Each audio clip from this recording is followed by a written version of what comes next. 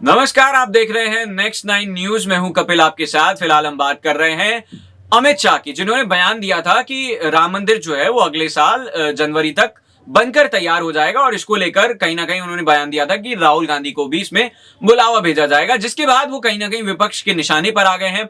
और तमाम तरह से अगर बात करी जाए, मल्लिकार्जुन खड़गे हो, प्रियांक खड़गे हो या फिर अखिलेश यादव हो, इस तरह के जो है वो तमाम लोग इस बात का जो है वो कहीं ना कहीं विरोध करते हुए नजर आ रहे हैं।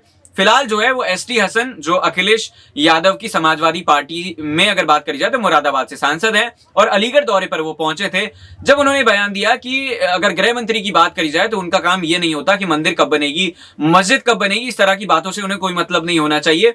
उन्हें देखना चाहिए लॉ एंड ऑर्डर की बात। और फिलहाल जो है कानून व्यवस्था की अगर बात करी जाए तो उन्होंने कहा कि वो यूपी के अंदर चरमराई हुई है। जिस तरह से अखिलेश यादव के जो सोशल मीडिया यानी कि ट्विटर हैंडल को संभालते हैं मनीष जगन अग्रवाल, कल उनकी गिरफ्तारी हुई और उसको लेकर भी समाजवादी पार्टी जो है वो एक तरह से आक्रामक रुख अपनाए हुई है। पुलिस मुख्यालय पहुंचे थे अखिलेश यादव, जिसके बाद जब उनसे चाय की बात पूछी गई तो उन्होंने कहा कि इस चाय में जहर हो सकता है, मैं चाय नहीं पीऊंगा, चाय अपने घर से लाऊंगा, कप मैं आपका जरूर ले सकता हूं। तो इस तरह की बातें करते हुए अखिलेश यादव नजर आए थे। बात करें एसटी हसन की, तो उन्होंने भी इसी तरह की बातें करी है। उन्होंने कहा कि हमारे जो बड़े बुजुर्ग थे उन्होंने आजाद कराया भारत को, और कहीं ना कहीं इसमें लोकतंत्र जो बना है उसी के हिसाब से जो है वो कानून चलना चाहिए।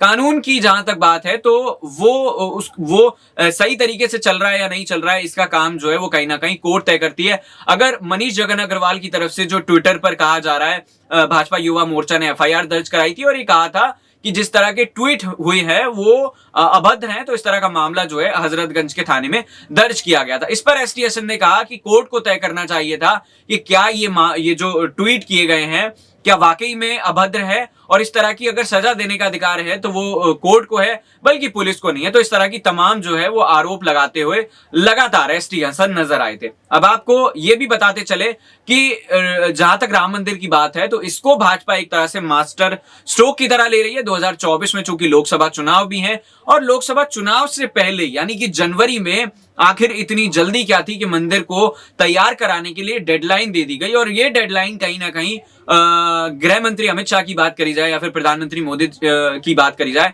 तो मिलकर डिसाइड कर रहे हैं। तो कहीं ना कहीं ये चुनावी एजेंडा है और इसको लेकर विपक्ष जो है वो लगातार आक्रामक रुख अख्तियार किए हुए है। लगातार तमाम तरह के जो है वो आरोप फिलहाल लगाते हुए, चाहे वो राहुल गांधी हो, चाहे वो कांग्रेस पार्टी हो, चाहे वो अखिलेश यादव हो, चाहे उनके सांसद विधायक हो, नजर आ रहे हैं। तो इस पर आपका क्या सोचना है? क्या वाकई एसटी हसन ने जो दावा किया है कि काम अमित शाह का सिर्फ लॉ एंड ऑर्डर और बाकी तमाम मुद्दों को लेकर होना चाहिए, देश एकजुट रहे इसको लेकर होना चाहिए, हिंदू मुस्लिम की राजनीति नहीं होनी चाहिए इसको लेकर होना चाहिए, या फिर मंदिर मस्जिद कब बनेगा ये डिसाइड करना भी उनके कहीं ना कहीं, चूंकि सरकार है तो उनके अधिकार में आता है? कमेंट करके जरूर बताइएगा। फिलहाल देखते रहिए नेक्स्ट 9 न्यूज। नमस्कार।